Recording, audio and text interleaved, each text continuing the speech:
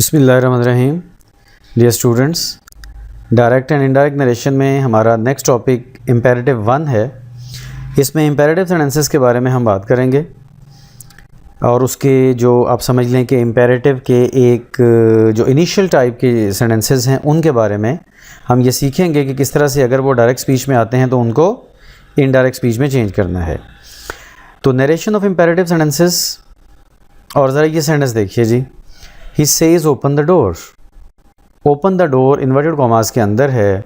तो imperative sentence हम हर उस सेंटेंस को बोलते हैं जिसके अंदर कोई ऑर्डर, रिक्वेस्ट, एडवाइस या कोई सजेशन, प्रपोजल, कमांड, इस टाइप के कोई एक्शंस आते हैं। और नॉर्मली इसमें हम कोई सब्जेक्ट यूज़ नहीं करते, सब्जेक्ट लिखा नहीं जाता, सिर्फ समझा जाता है। ओपन द डोर में जाहिर है कि सब्जेक्ट जिसको बोला जा रहा है वही सब्जेक्ट है, क्योंकि उसने डोर ओपन करना है, तो यू लिखा नहीं जाएगा, सिर्फ समझा जाएगा। ठीक है, तो open the door imperative sentence है, इसलिए हम इसको अब चेंज करना सीखेंगे। बेसिक रूल्स जो हम डेक्लेरेटिव और इंट्रोगेटिव के लिए यूज़ कर चुके हैं, बेसिक वही हैं। उसी तरह से ये रिपोर्टिंग क्लॉज, रिपोर्टेड क्लॉज है। तो रिपोर्टिंग क्लॉज में दो चेंजेस होती हैं।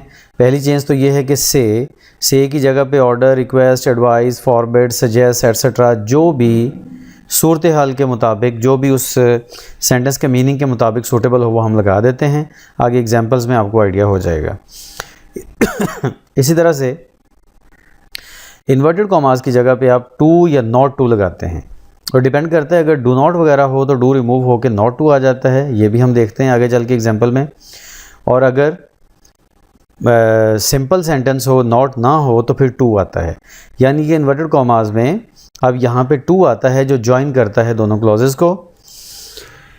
रिपोर्टेड क्लॉज में एज इन डेक्लेरेटिव, डेक्लेरेटिव की तरह से ही सारी चेंजेस आती हैं तीनों, लेकिन एक ही एडिशनल छोटी सी बात यह कि removal of, please, kindly etcetera, ये जो वर्ड्स होते हैं जो कि प्लीज़, काइंडली या कोई भी ऐसा जो कि रिक्वेस्ट वगैरह को शो करने के लिए वर्ड्स आते हैं, वो रिमूव हो जाते हैं क्योंकि रिक्वेस्ट का वर्ड आ जाता है। ठीक है, एग्जाम्पल में हम इनको सबको ज़रा अच्छे तरीके से देखते हैं।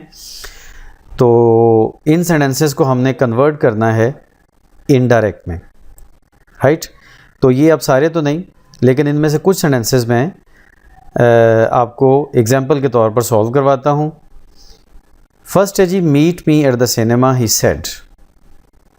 इसमें देखिए ही सेड और इन्वर्टेड कॉमास में है meet me at the cinema. अच्छा, meet me at the cinema से हमें ये पता चल रहा है कि शायद जो बोल रहा है वो कोई अच्छी पोजीशन पे है, वो बेहतर है, वो ऑर्डर दे रहा है। तो हम इसको कहेंगे ही ऑर्डर्ड मी। अब अंडरस्टूड है, यहाँ पे मी नहीं लिखा हुआ, लेकिन अंडरस्टूड है कि उसने मेरे से ही कहा है ना। लेकिन मैंने ब्रैकेट में इसलिए लिख दिया कि हो सकता है कि यहाँ पे किसी और से भी कहा हो, तो फिर वो हिम भी हो सकता है, हर भी हो सकता है, यू भी हो सकता है, कुछ भी आ सकता है, लेकिन नॉर्मली इस तरह के हालात में मी होता है। हम पहले भी पढ़ चुके हैं ये। He ordered me to meet, मतलब इन्वर्टेड कॉमास को हटा के टू लगाया, to meet him. Me first person से चेंज होगा, मी फर्स्ट पर्सन है तो बाहर वाले सब्जेक्ट से चेंज होगा, सब्जेक्ट ही है तो ही के मुताबिक हिम।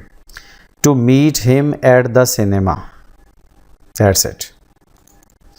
सेकेंड वाला देखिए जी, father said to me go home at once. तो फादर ने ऑर्डर दिया, father ordered me to go home at once.